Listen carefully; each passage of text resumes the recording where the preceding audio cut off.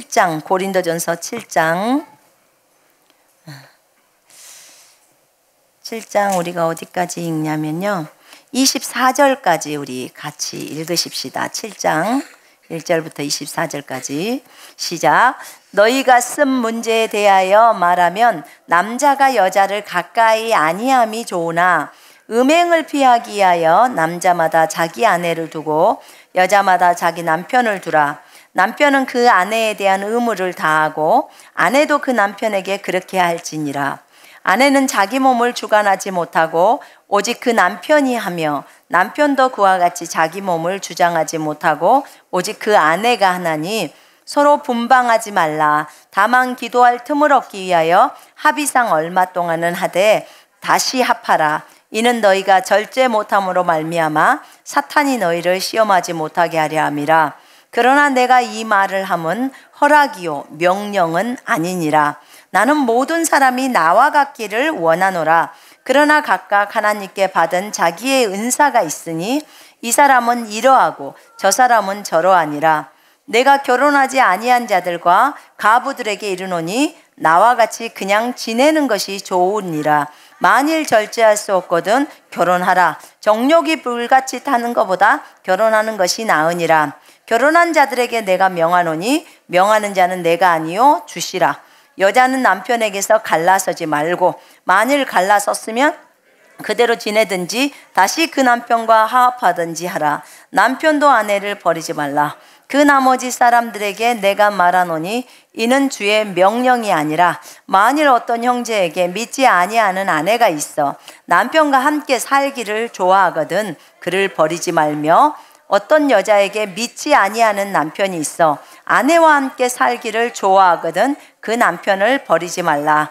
믿지 아니하는 남편이 아내로 말미암아 거룩하게 되고 믿지 아니하는 아내가 남편으로 말미암아 거룩하게 되나니 그렇지 아니하면 너희 자녀도 깨끗하지 못하니라. 그러나 이제 거룩하니라. 혹 믿지 아니하는 자가 갈리거든 갈리게 하라. 형제나 자매나 이런 일에 구애될 것이 없느니라. 그러나 하나님은 화평 중에서 너희를 부르셨느니라. 아내된 자여 내가 남편을 구원할는지 어찌할 수 있으며 남편된 자여 네가 네 아내를 구원할는지 어찌할 수 있으리요. 오직 주께서 각 사람에게 나눠주신 대로 하나님이 각 사람을 부르신 그대로 행하라. 내가 모든 교회에서 이와 같이 명하노라. 할례자로서 부르심을 받은 자가 있느냐? 무할례자가 되지 말며 무할례자로 부르심을 받은 자가 있느냐? 할례를 받지 말라. 할례 받는 것도 아무것도 아니요 할례 받지 아니하는 것도 아무것도 아니로되 오직 하나님의 계명을 지킬 따름이니라. 각 사람은 부르심을 받은 그 부르심 그대로 지내라. 네가 종으로 있을 때 부르심을 받았느냐? 염려하지 말라. 그러나 네가 자유롭게 될 수 있거든 그것을 이용하라. 주 안에서 부르심을 받은 자는 종이라도 주께 속한 자유인이요 또 그와 같이 자유인으로 있을 때 부르심을 받은 자는 그리스도의 종이니라. 너희는 값으로 사신 것이니 사람들의 종이 되지 말라. 형제들아 너희는 각각 부르심을 받은 그대로 하나님과 함께 거하라. 아멘. 우리는 성경 말씀을 읽는 것이 행복합니다. 읽을 때 그 말씀이 우리의 심령 속으로 들어갑니다. 아멘. 자, 오늘은 결혼 문제에 대한 내용입니다. 우리 모두가 관심이 있습니다. 특별히 청년들은 아주 관심이 많습니다. 고린도 교회에 이런 문제들이 있었던 것으로 인해서 감사합니다. 하나님께. 이 문제가 있었기 때문에 바울이 또 이 서신을 썼지 않겠습니까? 너희가 쓴 문제에 대하여 말하면 남자가 여자를 가까이 아니함이 좋으나 이제 이들이 바울에게 서신을 썼나 봐요. 그래서 이제 그 썼던 문제에 대하여 말하면 남자가 여자를 가까이 하지 아니하는 것이 좋으나 접촉하지 않는 것이 좋다 그 말이에요. 분명히 성경은 남자가 여자를 가까이 아니함이 좋대요. 그러면 형제님들이요 자매님들을 보실 때 좀 돌처럼 보십시오. 돌처럼 보시면 별로 마음에 부담감이 없으시겠죠? 여기 분명히 남자가 여자를 가까이 아니함이 좋으나 음행을 피하기 위하여 남자마다 자기 아내를 두고 여자마다 자기 남편을 두라. 음란한 행동이죠. 음란한 행동. 만약에 결혼 전에 두 남녀가 사귀어서 같이 잠을 자고 다닌다거나 이러면은 이거는 이미 음행입니다. 간음이에요. 그래서 여기에서는 음행을 피하기 위해서, 그런 것을 피하기 위해서 남자마다 자기 아내를 두라고 합니다. 아내, 그러니까 여자랑 결혼을 하라는 소리예요. 또 여자마다 자기 남편을 두라. 그래서 정상적으로 부부가 결혼해서 성적인 행위를 하거나 이런 것들은 성경이 허용하고 있습니다. 남편은 그 아내에 대한 의무를 다하고 아내도 그 남편에게 그렇게 할지니라. 그러니까 남편은 아내에게 합당한 애정을 주고 아내도 남편에게 똑같이 하라. 지금 킹제임스 성경에서는 그렇게 나와 있어요. 자, 남편은 아내에 대한 의무를 마땅히 해야 합니다. 그 다음에 또 아내도 그 남편에게 애정의 행위를 하는 것은 마땅합니다. 서로 상대방이 요구했을 때 상대방들은 기꺼이 애정 행위를 할 수 있도록 배려해야 합니다. 왜냐하면 4절에가 거기에 대한 답이 나오죠. 아내는 자기 몸을 주장하지 못하고 오직 그 남편이 하며 남편도 그와 같이 자기 몸을 주장하지 못하고 오직 그 아내가 하나니. 자, 이 말이 무슨 말이냐면요. 아내가 자기 몸을 주관하지 못하고 남편이 주관하며, 지금 이 얘기예요. 남편도 자기 몸을 주관하지 못하고 아내가 주관하느니라. 남편의 몸은 아내 것이고 아내의 몸은 남편 것이요. 기본적으로 이 두 사람의 몸은 하나님 것입니다. 아멘. 하나님이 값을 치르고 샀기 때문에 하나님의 것입니다. 또 그러고 또 한 가지는 이 부부는 분명히 성경에서 한 몸이라고 했습니다. 성경 창세기에 분명히 한 몸이라고 하죠. 그죠? 예. 그래서 부모를 떠나 아내와 아파해서 한 몸이 되었기 때문에 이 남편이 자기 몸을 자기가 주장하니까 자기가 피곤하거나 힘들면 아내가 애정행위를 해주기를 원할 때, 그럴 때 남편이 싫어라고 거부할 수 없는 거예요. 왜요? 이 몸은 아내가 주관하게 돼 있어요. 내 몸은 내 거야. 그러니까는 터치하지 마. 이렇게 하면 안 된다 그 말이에요.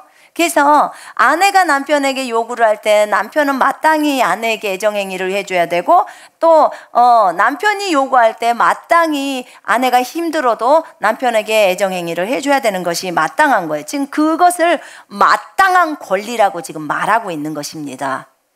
그런데 우리는 부부끼리의 사이 속에서도 좀 힘들고 어려우면 거부를 하게 되지요. 근데 성경적인 것은 분명하게 말씀을 하고 있습니다. 서로 자기 몸을 자기 것이라고 주장하지 말라는 거예요. 아멘. 순종하셔야 합니다. 우리는 마땅히 이 말씀에 순종해야 합니다. 아내들이여 남편들이여 이 말씀에 순종하십시다. 아멘.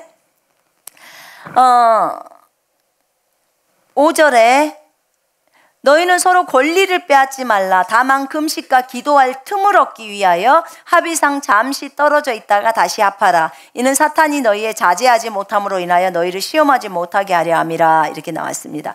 거기 그 개역 성경에는 서로 분방하지 말라 이렇게 나오죠. 너희는 서로 권리를 빼앗지 말라. 서로의 권리가 있다는 거죠. 그 권리를 빼앗지 말라고 하면서 개역 성경에서는 분방하지 말라, 서로 나누어서 자거나 이런 거 하지 말라는 거예요. 여러분 혹시나 이렇게 별거를 하거나 부부가 별거를 하거나 각방을 쓰거나 이런 것들이 하나님 보시기에 좋으십니까? 안 좋으십니까? 좋아요? 안 좋아요? 안 좋아요. 고칩시다. 우리 그렇다면 고쳐야 합니다. 저도요, 저희가 기도를 하기 때문에, 제가 기도하기 때문에 저희 남편이 일부러 거실에서 많이 자요. 그리고 이제 저에게 안방을 줍니다. 왜냐면 수시로 중간에 일어나서 불 켜고 성경 보고 기도하고 뭐 이렇게 되니까 오히려 더 불편해요. 제 옆에서 자면. 그러니까 따로 이렇게 해줘요. 그러니까 따로 본인이 이렇게 이제 잠자리를 따로 한단 말입니다. 근데 이건 진짜 저에 대한 배려예요. 제가 수시로 일어나니까. 그건 배려거든요. 근데 이거는 지금 기도하기 위함이고 성경을 읽기 위함이고 지금 이런 거예요. 근데 여기도 분명히 다만 기도할 틈을 얻기 위해서 합의상 얼마 동안은 잠깐 떨어져서 지내라는 거예요. 기도할 틈을 얻기 위해서. 여기 킹제임스에서는 금식과 기도할 틈을 얻기 위해서 합의상 잠시 떨어져 있다가 다시 합하라는 거예요. 근데 그게 아니라 계속해서 떨어져서 아예 별거를 하거나 아예 각방을 쓰거나 몇 년 동안 별거를 하거나 이래서는 지금 안 된다는 거예요. 왜냐하면 사탄이 틈을 타고 들어와서 이제 그 사람에게 간음하는 아주 안 좋은 생각들을, 악한 음란한 생각들을 집어넣어 주면서 이 사람으로 하여금 바깥에 외도하게 만드는 거예요. 다른 여자가 있게 만들고 다른 남자가 있게 만들어서 가정을 깨뜨려 버리려고 하는 것이기 때문에 하나님께서는 이것을 지금 피하라고 말하는 겁니다. 이 부분을 이렇게 해서는 안 된다고 지금 바울의 입을 통해서 말하고 있는 것입니다. 아멘. 그래서 우리가 기도할 틈을 얻기 위해서 잠깐 동안 뭐 기도원 갈 때도 따로따로 지내지 않습니까? 그죠? 예. 얼마든지 가능해요. 뭐 작전 기도할 때, 금식 기도할 때 우리가 각자 방을 쓰십시다. 얼마든지 가능합니다. 저도 40일 금식할 때 제가 목포에서 그 안방 쓰고 저희 남편이 이렇게 거실 방 하나 쓰든지 저쪽에 또 저희 딸이 없었으니까 그 방을 썼든지 이렇게 했거든요. 그러니까는 기도할 때는 사실은 각자 방이 가장 좋아요. 그러니까 그 거실보다는 골방이 훨씬 기도할 땐 좋아요. 어느 누구도 터치를 안 하는 게 좋거든요. 그래서 제가 저희 남편한테도 항상 요구하는 게 뭐냐면, 여보, 내가 기도할 때는 나를 건드리지 마. 건드리지 말아줘요. 나는 혼자 있는 게 너무 좋아요. 여러분, 기도할 때는요, 혼자 있는 게 제일 따봉이에요. 근데 이제 아줌마들이 주로 집에서 기도하다 보면 왜 이렇게 보이는 것만 저 옷장 밑에 먼지는 왜 이렇게 많은 거야? 저 설거지 쌓여 있는 것은 왜 내 눈에는 그런 것이 더 많이 보이는지 뭐 다 보이잖아요. 평소에 안 보이던 것도 왜 기도하려고 생각하면 그런 게 많은 거야. 그러면 이 집안일 때문에 기도가 안 되는 거예요. 집안일을 해야 되니까. 그러니까 일단 집안일은 뒤로 미루고 일단 급한 기도는 해야 되는 거죠. 그래서 기도할 때는 좀 눈을 감아야 되겠더라고요. 눈을 감고 대충 해놓고 먼저 하나님 앞에 기도해야 되겠더라고요. 근데 저는 되게 좋은 게 기도할 때는 골방으로 들어가는 거예요. 진짜 아무도 건드리지 않기를 원해요. 핸드폰이고 다른 것이고 아무것도 원하지 않아요. 그냥 성경 가지고 주님 앞에 앉는 거예요. 그리고 주님 앞에서 찬양하고 기도하면서 그리고 성경 보면서 그렇게 시간을 보내는 거예요. 저 이거 가장 행복해요. 제가 가장 행복한 시간은 그 시간인 것 같아요. 물론 남편하고도 노는 것도 재밌긴 하지만요. 그럼 그것보다는 주님 앞에서 노는 것보다는 안 재밌어요. 근데 이제 주님 앞에 그렇게 있는 것이 제일 행복하고 제일 좋아요. 저는요 하루 종일 그러고 노르라기도 하나도 안 심심해요. 정말 좋아요. 여러분 심심하십니까? 심심하다면 아직 좀 더 기도로 들어와야 되는 거예요. 하루 종일 그렇게 노르고 이틀, 3일 그렇게 놀아도 기뻐해야 돼요. 그래서 제가 예전에 그랬어요. 나는 그러니까 그런 상상은 잘해봤네. 만약에 불이 난다면 나는 무엇을 갖고 제일 먼저 갖고 뛰어나갈 것인가? 그 다음에 주님이 나한테 무인도로 가라면 난 무엇인가 한 가지를 딱 갖고 가라면 나는 뭘 갖고 갈 것인가? 그러면 나는 성경 갖고 가야겠다. 성경 가지고 주님하고 놀면 하루 종일 놀아도 재밌잖아요. 그러니까 이렇게 기도와 금식 요런 시간 때문에 잠깐 육신의 남편하고 잠깐 떨어져 있는 것은 주님이 허용해 주신대요. 주님하고 있으니까 설마 주님하고 있으면서 딴 생각 하겠습니까? 딴짓 하겠냐 그 말이에요. 주님한테 가 있는데. 그러니까 아내가 기도원에 가서 기도를 한다. 또는 교회 가서 기도한다 그러면 딴짓 안 합니다. 여러분 편안하게 맡기십시오.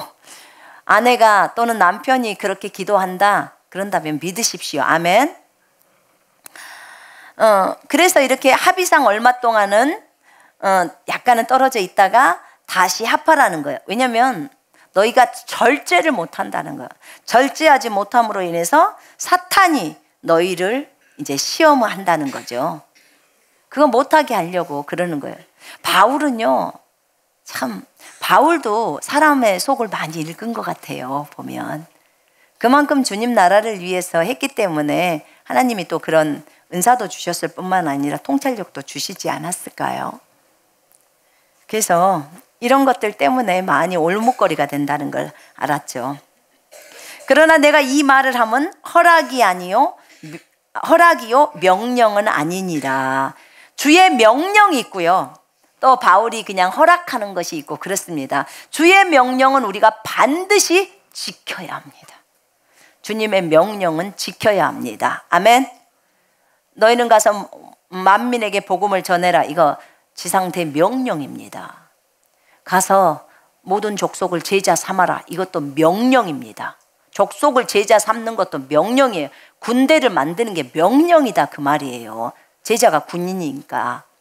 그 다음에 너희는 아버지 아들과 성령의 이름으로 침례 줘라. 이것도 명령이에요. 여러분 침례도 줘야 돼요. 여러분도 다 줄 수 있단 말입니다. 회의 가서 구원받지 않는 곳에 가서 누가 침례를 줄 겁니까? 본국에 있는 목사님 불러다 침례 줄 겁니까? 본인이 가서 하시면 되죠. 분명히 너희는 가서 제자들한테 침례 주라고 한 거예요. 주님이 제자들한테 침례 주라고 했는데 무슨 목사님만 침례 주란 말이 어디 나와 있냐고요. 성경에 그런 게 없지. 빌립 집사도 침례를 다 주는데. 자, 침례를 주고 그 다음에 내가 너에게 분부한 모든 것들을 가르쳐 지키게 하라. 가르쳐서 지키게 해야 하는 것입니다. 이게 주님의 명령이에요. 그런 것처럼 성경에서 명령이 있습니다. 내가 너에게 이 말을 하면 허락이요 명령은 아니다. 어떤 허락이냐? 나는 모든 사람이 나와 같기를 원하노라. 모든 사람이 바울처럼 살기를 원한대요. 여러분 바울이 독신이었다는 걸 알고 계십니까? 예, 바울은 독신이었습니다. 그러나 각각 하나님께 받은 자기의 은사가 있으니 이 사람은 이러하고 저 사람은 저러하니라. 여러분 바울은 독신이었습니다. 여러분 가운데도 독신이신 분이 계시죠? 40대가 지난 형제님도 계시고 그죠? 40대가 지난 자매님도 계시고 예, 50대를 향하는 자매님도 계시고 그리고 뭐 30살이 지나시는 자매님들은 아주 많이 계시고 요즘은 결혼이 되게 많이 늦는데요. 아주 늦든지 아주 빨리 하든지 그렇게 한대요. 그냥 이왕 늦은 거 혼자 사시지. 주님 나라를 위해서. 그래도 꼭 결혼을 하시려고 하십니다. 그래도 결혼을 한대요. 근데 결혼이요 하나님의 뜻이에요. 기본적으로는 생육하고 번성하는 것이 하나님의 뜻이죠.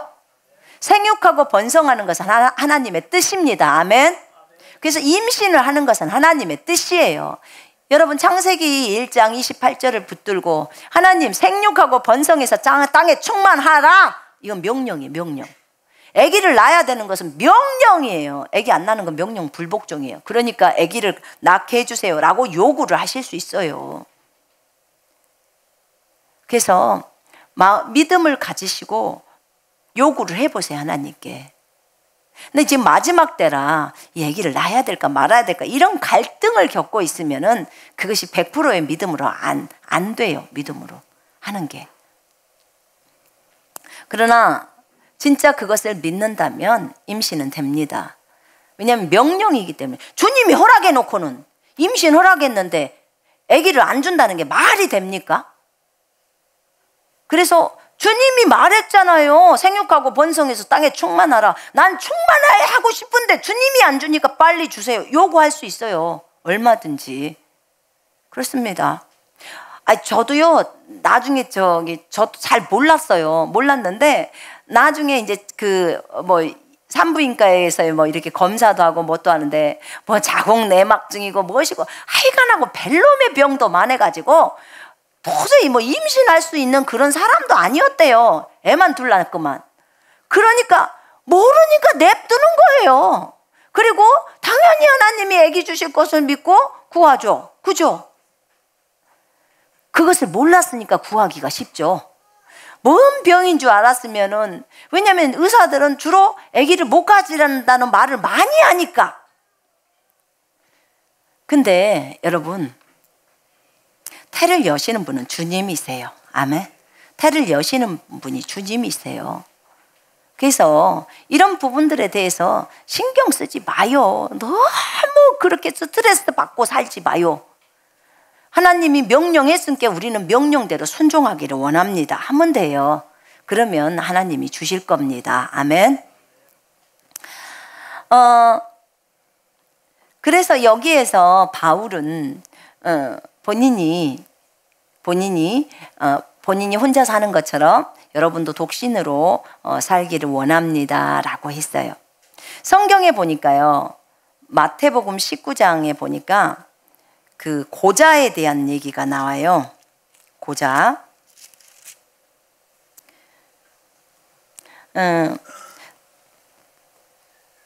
예수님이 뭐라고 하냐면, 어떤 바리새인들이 와갖고 예수님께 묻습니다. 그 아내를 버리는 것이 옳으니까, 아내를 버리는 게 옳습니까, 주님? 이렇게 물어봐요. 아내를 버리는 게 옳습니까? 그랬더니 예수님이 이렇게 말합니다. 예수께서 이르시되 사람을 지으신 이가 4절에 본래 그들을 남자와 여자로 지으시고 말씀하시기를 그러므로 사람이 그 부모를 떠나서 아내에게 합하여 그 둘이 한 몸이 될지니라 하신 것을 읽지 못하였느냐. 그런즉 이제 둘이 아니고 한 몸이니 그러므로 하나님이 짝지어 주신 것을 사람이 나누지 못할지니라. 여짜오되 그러면 어찌하여 모세는 이혼 증서를 주어서 버리라 명하였나이까. 예수께서 이르시되 모세가 너희 마음의 완악함 때문에 아내 버림을 허락하였거니와. 모세가 허락했다는 거예요. 너희가 너무 마음이 완고하고 악하기 때문에 아내 버림을 허락하였거니와 본래는 그렇지 아니하니라. 본래는 그래서는 안 된다는 거예요. 내가 너희에게 말하노니 누구든지 음란한 행동이죠. 음행한 이유 외에 아내를 버리고 다른 데 장가드는 자는 간음함이니라. 아내가 음란한 행동을 한 것 외에 아내를 버리는 것은 간음이래요. 제자들이 그러니까, 그러면 만일 사람이 아내에게 이렇게 할진데 장가들지 않는 것이 좋겠나이다. 그러면 차라리 장가를 안 가버리는 게 좋겠네요. 이렇게 말한 거. 그러니까 예수님이 이렇게 말씀하십니다.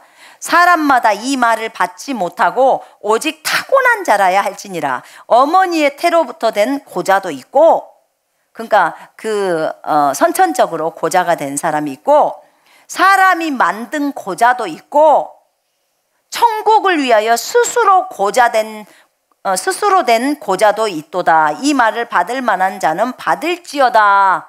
천국을 위해서 스스로 결혼 안 해보려고 그렇게 고자된 사람이 있다는 거예요.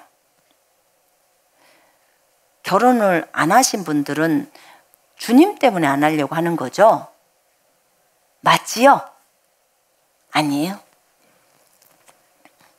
저희 딸이, 제가 중국에 있는데 엄마 나는 결혼 안 할 거야 막 이러더라고. 엄마 나는 결혼 안 할 거야.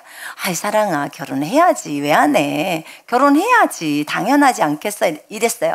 근데 나중에 계속 그게 이제 재밌는지 엄마 나 결혼 안 할 거야. 그래서 제가 어느 날 그랬어요. 그래라, 결혼 제발 하지 마라. 나는 네가 바울처럼 살기를 원한다. 진짜 주님 사랑해서 복음을 위해서 결혼하지 마라. 그 엄마 너무 기뻐한다. 엄마가 박수 쳐줄게. 그랬더니 갑자기 얘가 이게 원래 반응이 아닌데 이상하네. 그렇게 나오는 거예요. 왜냐면 자기가 결혼 안 한다면 엄마가 그래도 결혼해야지 이렇게 말할 줄 알았는데, 그래 너 정말 잘 생각했다. 결혼하지 마라. 주님을 위해서, 복음을 위해서 하지 마라. 이렇게 한 거예요. 우리 아들이 어느 날 그러더라고. 엄마 내가 천국을 위해서 고자가 될까요? 아주 좋은 생각이다. 아주 좋은 생각이다. 근데 너는 주님이 결혼하라고 했잖냐. 너는 내가 보기에 이 여자 문제가 좀 있는 것 같다. 너는 마음이 너무 약해서 혹시라도 이쁜 여자애가 나타나면 혹시 네가 심하게 유혹이 당할 수 있을지 몰라서 주님이 너한테는 꼭 결혼하라고 했을까? 우리 딸이랑 우리 아들이랑 내기를 했대요. 뭐 내기를 했냐. 35살까지 내가 결혼 안 하면 진이 너는 여행을 보내줘. 우리를 여행 보내줘. 우리 가족들을. 그랬더니 그래 뭐 이렇게 했대. 누나가 결혼을 뭐 안 할겠어? 뭐 이러면서. 근데 이제 어떡하나 결혼할 생각이 없는 거예요. 저희 딸이. 그러면서 너는 반드시 우리를 여행 보내주게 될 거다. 너는 여행 비용을 내야 돼. 그랬더니 우리 아들이 요즘 들어서 누나 그 여행 비용 좀 깎아주면 안 될까? 그런 얘기를 하더라고요. 이렇게 진짜 주님을 위해서 우리는 잘은 모르지만 주님은 우리를 너무나 잘 아시잖아요. 결혼해라, 너는 결혼해라 하면 결혼하셔야 합니다. 왜냐하면 분명히 이유가 있어서 그래요. 너는 이런 부분이 좀 약하니까 일찌감치 결혼해서 그런 유혹으로부터 벗어나는 게 좋겠다. 이렇게 하나님이 말씀하신다면 빨리 결혼을 해야 합니다. 또 너는 주님을 나라를 위해서 결혼하지 말라. 그러면 결혼 안 하면 돼요. 근데 바울은 이것을 뭐라고 하냐면 은사라고 합니다. 은사. 여러분 어떤 것이 은사가 있을 때는요. 그 일들을 참 잘해요. 은사. 저는 음식에 은사가 없어요. 그래서 음식을 할 때 막 기쁨은 조금은 있어요. 근데 일단 음식을 하는 것이 느려. 남들은 30분에 할 것을 저희가 1시간 걸리겠죠? 그 다음에 제가 맛을 내려고 애를 쓰죠. 제가 안산에서요 처음으로 교회 개척하고 하이라이스를 했어요. 근데 하이라이스가 우리 조카랑이 와서 먹더니 이모 하이라이스 죽이네. 하이라이스 국이 돼버린 거. 국. 하이라이스 국. 제가 국을 끓였겠습니까? 하이라이스를 만들었겠습니까? 근데 떠보니까 국이 돼버렸어. 어느새. 진짜 열심히 만들었거든요. 그러니까 근데 이제 점점 맛은 있어지더라고요. 처음에는 뭔 맛인지 네 맛인지 내 맛인지도 모르고 그냥 감사함으로 먹으면 버릴 것이 없다니까 다 감사함으로 드세요. 이렇게 하면서 먹는 거죠. 먹어요. 근데 이제 음식은 하다 보면 점점 맛이 듭니다. 근데 기본적으로 음식을 잘 하시는 분들은 은사적으로 잘 하시는 분들은 아무렇게나 간을 딱 넣어도 맛이 좋아. 제가 우리 어머니한테 어머니 거기다가 몇 숟갈 넣어요? 나 잘 몰라. 그렇게 말해서 잘 몰라. 왜 몰라요? 그냥 넣어. 그러면 맛이 돼. 제일 힘든 거예요 그게. 여러분 레시피라고 알아요? 레시피? 어른들은 레시피가 없어. 그렇기 때문에요 그냥 대충 넣어요. 대충 넣는데 간이 꼭 맞아. 꼭 맞아요. 이런 분들은 음식을 잘하신 분들이. 이걸 뭐라고 하냐면 은사라고 해요. 은사. 은사이신 분은요 음식을 만들어도 아주 재밌어하고 좋아해요. 은사가 없는 저희들은요 엄청 힘들어요. 엄청 힘들어. 근데 저한테 성경 가지고 놀으라고 하거나 기도하라고 하거나 저는 이것은 너무 무진장 재밌어요. 저한테는. 그러니까 각자가 다 달라요. 각자가 달라. 그래서 참 감사해요. 감사해. 제가 하나님 앞에 설교 준비한다고 주님 앞에 딱 앉잖아요. 그럼 이제 무슨 설교를 할까 이렇게 하잖아요. 그리고 이제 뭘 할까 말까 이러고 하는 게 아니에요. 저는 어떤 마음에 드는 마음의 생각이 있으면 그 방면으로 주님 앞에 기도하면서 파고들어. 설교하고는 아무 상관도 없어요. 한참 동안 거기서 그렇게 하다가 이제 나중에 설교할 거리는 나중에 보는 거예요. 이제 그렇게 계속 첫 번째 했던 것은 방법은 주제별 설교를 할 때는 이제 그렇게 가요. 근데 지금 제가 강해 설교를 하잖아요. 그러니까 지금 저에게 관심사가 되는 어떤 하나님의 말씀에 대해서 파고 들어간다. 지금 제가 관심사가 있는 것은 영의 훈련이거든요. 영을 우리가 감각이 있잖아요. 육체에도 감각이 있듯이 영에도 감각이 있어요. 그럼 이 감각들을 어떻게 개발시킬 것이냐? 그거 지금 제가 그 연구 중에 있거든요. 너무 재밌으니까 그쪽 방면으로 이제 심취해서 거기를 연구하다가 나중에 이제 이쪽에 지금 설교할 것들을 보는 거예요. 그러니까 각자가 다 하나님이 주신 대로의 달란트가 있는 거예요. 달란트. 그래서 저희 남편은 그 설교 준비를 하잖아요. 그러면 본인은 뭐가 제일 좋다고 하냐면 뭐죠? 가르침 있잖아요. 가르치는 거. 가르치는 것은 되게 쉽대요. 본인은 가르침적인 거 있잖아요. 설교를 하더라도 가르침적인 거. 그건 되게 쉽대요. 근데 그냥 설교는 어렵대요. 근데 저는요, 가르침이나 설교나 다 똑같아요. 그것을 구분을 못해. 구분을 제가 안 합니다. 할 줄도 모르고 그냥 주님이 주신 대로 해요. 그러니까 이것도 또 이렇게 구분이 되어지는 것 같아요. 저는 그게 구분이 안 되니까 그냥 쉬운 거예요. 주님 주시면 하면 되는 거지 뭐 다른 게 뭐 있나? 이렇게 가는 거예요. 그러니까 어떤 분은 음식하는 게 너무나 재밌고 그냥 팍 하는 거고, 저희 같은 경우는 은사가 아니니까 못하는 거고. 그런데 여기 보세요. 바울이 오늘 얘기하는 게 뭐냐면 혼자 사는 것이 은사라는 거예요. 은사. 사랑하는 형제 자매 여러분, 혼자 사는 것이 바울처럼 즐겁습니까? 그러면 은사입니다. 은사입니다. 만약에 남편이랑 살다가 남편이랑 이혼을 했다거나 그 다음에 남편하고 완전히 이렇게 헤어져서 이렇게 산다면, 혼자 사는 것을 이제 그렇게 하기로 결정했다면 절대 시집가지 마세요. 다시 재혼하지도 마시고 다른 사람 쳐다보지도 말고 주님만 보면서 행복하게 즐겁게 살아가세요. 혼자 사셔야 돼요. 혼자. 왜냐하면 하나님이 주신 은사일 수도 있어요. 왜냐하면 남편이 또 이미 다른 여자하고 결혼해서 살 수도 있는 거고, 그러면 무드로 시집을 또 가요. 전 그런 생각이 들더라고요.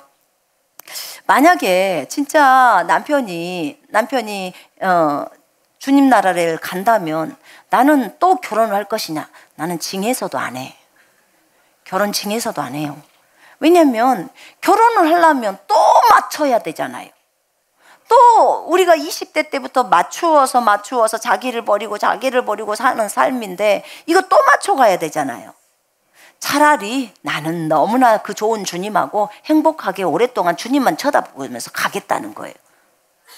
그리고 솔직히 여러분 결혼해봤지만 또 결혼하고 싶어요? 손 한번 들어봐. 또 결혼하고 싶다. 아마도 아줌마들은 없을 겁니다. 제가 볼 때는 없어요. 없을 거예요. 아무리 좋은 남편일지라도. 남편들이요, 아마 아내들하고 또 결혼을 하고 싶으세요? 남편들은 조금 다를 수 있겠네. 밥 해줘야 되니까. 그죠? 근데 아내들은 아마도 이미 주님을 알아버렸다면, 주님을 진짜 가슴으로 아신 분이라면 아마도 결혼하고 싶지 않지 않을까요? 그 주님하고 행복하게 살면서 주님이 시키는 그 일에만 집중하지 않을까요? 요 뒷부분에 다 나와요. 고린도서 전서 7장에. 결혼 안 하는 것은 더 잘한 것이다. 이렇게 나와 부릅니다. 결혼 안 하는 건 더 잘한. 제가 그것 보고 저희 딸한테 그래, 너 결혼 안 한 건 더 좋은 거야. 이렇게 말한 거예요. 예전에는요, 제가 막 무조건 결혼만 하라고 그랬어요. 그런데 결혼 안 하는 건 더 잘한 거더라고. 누구 때문에? 주님 때문에. 예수님 때문에. 예수님이 아니면 결혼해야 돼요. 왜 결혼 안 해요? 자기 부인 안 하려고 결혼 안 하는 거예요. 그건 안 돼. 그건 반드시 결혼해서 자기 부인 팍팍 해야 돼요. 자기 부인 반드시 해야 돼요. 여러분, 아기 낳아본 사람하고 아기 안 낳아본 사람하고 누가 자기 부인 많이 할까요? 아기 낳아본 사람. 저녁에 7번씩 일어나. 밤중에 7번씩 일어나 보세요. 잠 하나도 잠잔 것 같지도 않아요. 그리고 나중에는 진짜 이 아기가 미워요. 진짜 너무 힘들어요, 이 아기가. 그러면서 진짜 내가 나를 부인하지 않고서는 일어나서 아기 젖도 주기 싫어요. 저것은 지 먹고 싶은 대로만 지 몸만 생각하지 내 몸은 생각해요? 전혀 생각 안 하잖아. 그런데다 엄마들이 또 옆에 있으면 아기 젖줘라 맨날 그러잖아. 그럼 낮에 그러면 좀 잠이라도 자게 해주지. 저것은 낮이고 밤이고 맨날 울어. 그러니까 나를 부인하지 않고서는 할 수가 없는 거예요.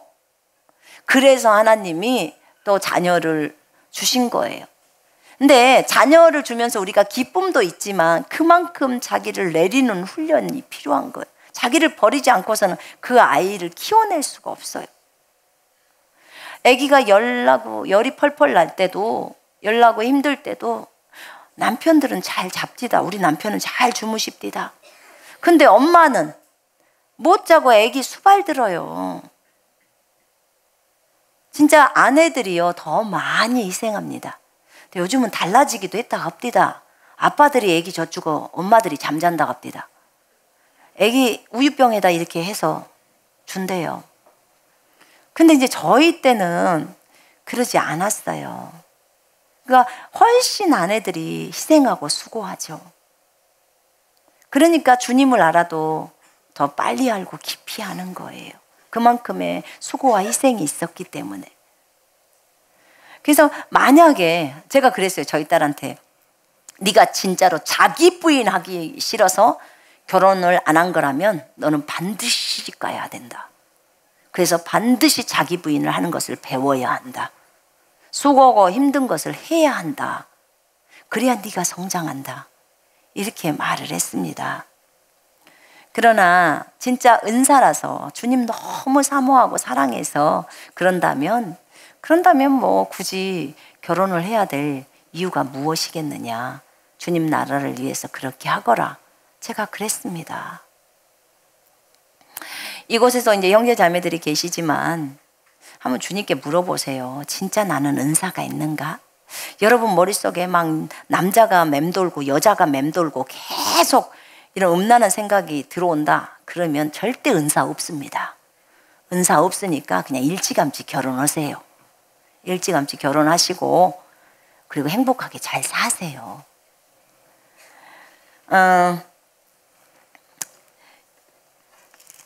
자, 내가 결혼하지 아니한 자들과 가부들에게 이르노니 나와 같이 그냥 지내는 것이 좋으니라. 만일 절제할 수 없거든 결혼하라. 정욕이 불같이 타는 것보다 결혼하는 것이 나으니라. 아멘. 나처럼 그냥 이렇게 지냈으면 좋겠다. 그러니까 미혼과 그다음에 과부들한테 나와 같이 그냥 지내는 것이 좋지만 절제가 할 수 없어. 진짜 절제할 수 없을 때는 결혼하라는 거예요. 정욕이 불같이 타는 것보다 결혼하는 것이 나으니라. 결혼한 자들에게 결혼은 여러분 죄가 아닙니다. 주님이 결혼을 하라고 한 거예요. 가정을 주님이 세우신 겁니다. 아멘. 남녀가 합해서 결혼하게 만드는 것은 주님이 하신 거예요. 그래서 결혼은 주님이 기뻐하십니다.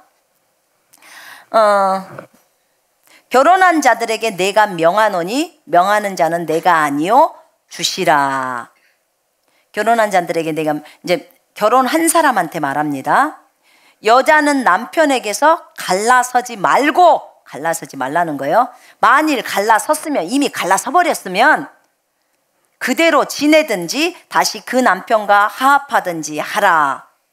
그대로 혼자 살든지 이미 갈라져 버렸으면 혼자로 살든지 아니면 다시 본 남편에게로 돌아가라는 거예요. 남편도 아내를 버리지 말라. 남편도 아내를 버리지 말라는 거예요. 근데 남편이 이미 다른 여자랑 결혼해서 살아버린다. 그럼 뭐예요? 그냥 혼자 사십시오. 혼자 살으라는 거예요. 주님 그런데요 나는 혼자 살려고 했는데 내가 절제할 수 없어요. 불타는 정욕 때문에. 그럼 어쩝니까? 결혼해야지 뭐지요. 안 그러면 죄를 저지르는데 그럼 뭐 어떻게 하겠습니까? 이미 남편은 딴 여자랑 결혼해서 살아버리고 애 낳고 살아버리는데. 그러면. 근데 나는 절제할 수 없는 그런 불타는 정욕을 가지고 있어. 그럼 계속 범죄할 거예요? 그럴 바에는 결혼을 해야죠. 남편들도 아내를 버리지 말아야겠죠. 그 나머지 사람들에게 내가 말하노니 이는 주의 명령이 아니고 이제 허용이라는 거죠. 만일 어떤 형제에게 믿지 아니하는 아내가 있어 남편과 함께 살기를 좋아하거든 그를 버리지 말며, 어떤 여자에게 믿지 아니하는 남편이 있어 아내와 함께 살기를 좋아하거든 그 남편을 버리지 말라. 그러니까 여자는 믿는 자야. 근데 남편은 불신자야. 근데 이 불신자인 남편이 이 아내랑 같이 살고 싶어. 그러면 같이 살으라는 거예요. 이건 바울이 허용하는 면에 대해서 가르쳐 주는 거예요. 만약에 아내가 불신자야. 남편이 믿는 자야. 근데 이 아내가 남편하고 같이 살기를 원해. 그러면 살으라는 거예요. 같이 살으라는 거예요. 그 남편을 버리지 말라고 하죠. 믿지 아니하는 남편이, 잘 들어보세요. 믿지 아니하는 남편이 아내로 말미암아 거룩하게 되고, 아내 때문에 거룩하게 될 수 있죠. 그죠? 예. 또 믿지 아니하는 아내가 남편으로 말미암아 거룩하게 되나니, 요 밑에 부분, 그 밑에 부분 나와요. 16절에 아내 된 자여 네가 남편을 구원하는지 어찌 알 수 있으며 남편 된 자여 네가 네 아내를 구원하는지 어찌 알 수 있으리요. 또 이렇게 나옵니다. 그래서 사실은 신자인 아내를 따라 살고 있는 불신자들이 예수 그리스도를 믿을 수 있는 확률은 아주 큽니다. 맞죠? 여러분, 먼저 대부분은 아내들이 먼저 예수를 믿더라고요. 그리고 나서 남편이, 아내의 기도가 열심히 올려지고 남편이 이제 결국은 예수님을 믿게 됩니다. 그리고 교회에 나오게 되죠. 그런 케이스 손 한번 들어보세요. 여기선 다 믿었나요, 두 분들이? 처음부터 결혼하기 전부터 예수 믿었어요? 여러분? 아니, 이렇게 훌륭할 수가. 우와, 진짜 훌륭하네. 처음부터 예수 믿는 분하고 결혼을 했군요. 어머, 너무나 성경적이다. 난 너무 많이 봤는데 예수 안 믿는 분하고 결혼해가지고 살다가, 그러니까 믿는 자매가 예수 안 믿는 사람하고 결혼했다가 이제 시집가갖고 핍박 엄청나게 받고 진짜 고생 쎄 빠지게 합니다. 그러다가 이제 남편이 집으로 다시 돌아오고 다시 예수께로 오고, 진짜 제가 한 자매 얘기를 들었었는데요. 진짜 그 자매는 너무너무 많이 고생을 했어. 그 남자가 그 남자랑 결혼하지 말라고 했는데 그 남자랑 결혼을 했어. 근데 그 남자가 결혼하기 전에 교회 한 번인가 왔어. 예수님을 안 믿는 사람인데 하도 여자가 소원을 하니까 한 번 온 거야. 근데 이제 그 결혼을 셀에서 반대하고 이랬었는데도 이 남자가 돈도 좀 있고, 그래서 이제 세상적인 가치 기준에 따라서 결혼을 한 거예요. 그런데 결혼해서 이제 아기도 갖고 임신도 하고 이랬는데 남자가 바람을 피기 시작하네. 다방 여자를 데리고 집으로 데리고 와. 환장할 일이에요, 이 일이. 적어도 바람은 밖에서 피지 집에까지 끌고 들어오지는 않잖아요. 이 아내들 입장에서 그것을 참아낸다는 것은 진짜 뼈를 깎는 아픔일 거예요. 결국은 다 말아먹고 싹 거지가 되고 완전히 어려운 가운데서 방황하다가 10몇 년 만에 돌아왔다 합니다. 그때 그 10몇 년 동안 그 자매의 삶 속에서는 오로지 찾는 게 주님밖에 없어. 하나님 아니고서는 버텨나갈 힘이 없는 거예요. 아내가 직장을 갔다 오니까 뭐 이제 도저히 자기가 벌지 않으면 안 되니까 어디 직장 생활을 하려고 갔더니 잠깐 뭐 처음 들어가면 신입사원 뭐 하잖아. 거기 뭐 2박 3일로 갔다 왔더니 집이 없어졌어. 어디로 가냐? 혼자서 이삿짐 센터 불러갖고 어디로 다 해갖고 옮겨놔 버렸어. 하이가 나. 그 얘기를 듣는데 진짜 너무너무 마음이, 그 자매가 그렇게 이쁜 자매였어요. 얼굴도 너무나 이뻤거든요. 많은 사람이 저 자매는 누구랑 결혼할까? 이렇게 너무나 이뻤기 때문에. 그런데 그 인생이 그렇게 가버리더라고. 외모를 선택하고, 왜 정말 돈을 선택하고 이런 것들을 선택한 결과예요, 이게. 결국은 그 자매의 인내로 그 남편이 돌아와서 집사까지 합디다. 그러나 그 십몇 년의 삶은 눈물로 점철된 삶이었어요. 이런 모습을 보면서 우리 젊은 친구들, 누구와 결혼을 해야 되는지를 분명하게 알아야 합니다. 진짜 믿는 자와 결혼을 해야 합니다. 그러나 감사하게도 정말 먼저 자매가 결혼해서도 자매가 믿었다가 나중에 남편이, 불신자인 남편을 위해서 기도하고 해갖고 결국은 남편이 구원받아서 오는 케이스가 대부분 엄청나게 많습니다. 교회 안에서 그런 케이스가 아주 많습니다.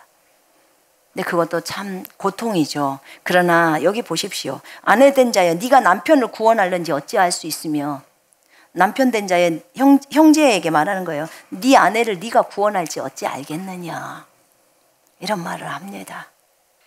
그러나 어찌 됐든 남편 때문에 구원을 받고 아내 때문에 구원을 받는다면 그건 너무나 기쁜 일이잖아요. 아멘. 저 같은 케이스는요, 저희 남편이 저를 전도했어요. 저를 전도해서 저를 데려갔어요. 아가씨 때였지만. 그래서 제가 되게 감사히 생각해요, 그 부분을. 그래서 진짜로 남편이 불신자라면 아내들은 인내해야 합니다. 인내하면서 저 남편이 예수께로 돌아오기를 위해서 간절히 구해요. 또 아내가 불신자여도 또 남편은 인내해야 합니다. 그러면서 그 아내가 예수께로 돌아오기를 위해서 기도해야 돼요. 근데 사실 아내들이 예수를 믿고 나면 진짜 남편에게 잘해요. 예수를 믿고 나서 잘해요. 믿기 전에는 손도 그냥 나갈 수 있는데, 그런데 믿고 나서는 성경에 보면 남편들을 잘 존중하라고 했잖아요. 그래서 남편들에게 잘 존중하느라고 잘해줘요. 그랬더니 그 남편들이 또 그것을 이용해 먹어요. 그죠? 아내들을 이용해 먹어. 그래, 그리스도인들은 다 남편들한테 잘하더라. 그러니까 너는 나한테 순종해. 그러면서 얼마나 힘들게 합니까?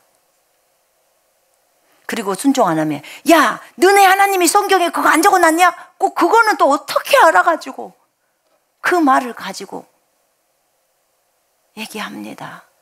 그 아내들은 이러지도 저러지도 못하고 하나님 앞에서 울면서 기도하는 거죠.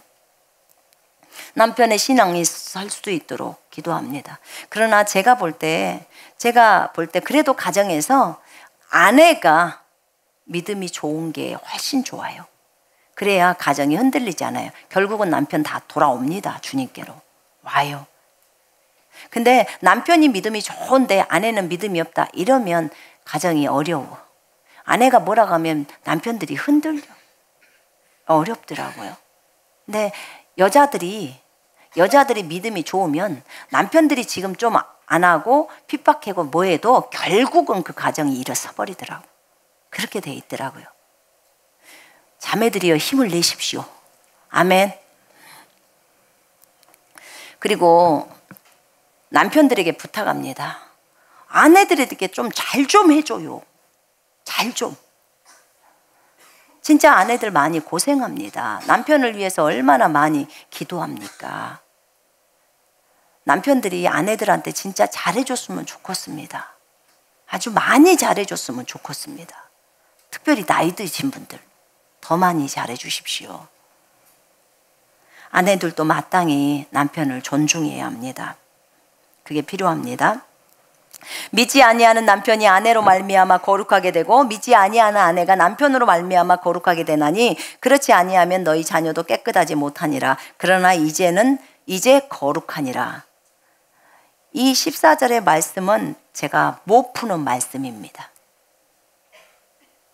제가 손을 못 대고 있어요. 너무 어려워서. 여러분이 한번 묵상을 해 보십시오. 어쨌든 이 부분은 16절과 연관이 되어져 있는 것은 사실입니다. 그래서 그 부분은 됐지만 그 밑에 부분이 제가 아직 숙제로 남아 있어요. 혹 믿지 아니하는 자가 갈리거든 갈리게 하라. 혹 믿지 아니하는 자가 갈리거든 갈리게 하라.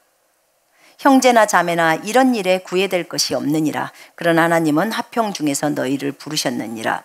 믿지 않는 자가요.